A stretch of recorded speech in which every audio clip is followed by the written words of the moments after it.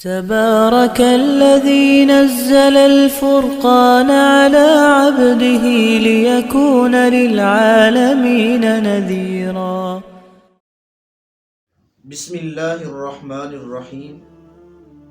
یہ عمومی طور پر ایک اور سوال پوچھا جاتا ہے کہ اگر آدمی فجر کی نماز جو ہے اس سے رہ جائے تو آدمی اس کی قضا کب کرے. تو اس مسئلے کو بھی اچھی طرح سمجھنا چاہیے. آدمی کی فجر کی نماز جب قضا ہو جائے تو جب بھی اس کی آنکھ کھلے تو فوراً اس کی قضا کر لینی چاہیے. اگلے دن تک ٹالنا جو ہے یہ ٹھیک نہیں ہے.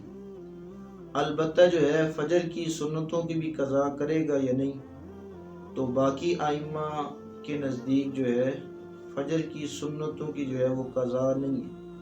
اس لیے وہ حضرات فرماتے ہیں کہ صرف فرضوں کی قضا ہے، سنتوں کی قضا نہیں ہے. البتہ امام صاحب کے نزدیک کسی آدمی کی فجر کی نماز رہ جائے تو اگر زوال سے پہلے وہ اس کی قضا کرنا چاہتا ہے تو اس آدمی کے لیے ضروری ہے کہ وہ سنتوں کی بھی قضا کرے. امام صاحب فرماتے ہیں کہ صبح کی سنتوں کی بڑی تاکید ہے. اللہ کے نبی صلی اللہ علیہ وسلم فرمایا کہ اگر تمہیں گھوڑے بھی رون ڈالیں پھر بھی فجر کی سنتیں جو ہیں تم سے چھوٹ نہ پائیں.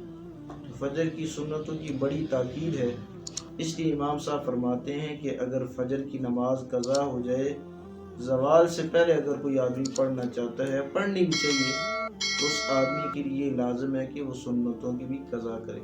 اللہ تبارک و تعالی ہمیں دین کی مسائل کی صحیح سمجھ عطا فرمائے. وآخر دعوانا ان الحمد للہ رب العالمین.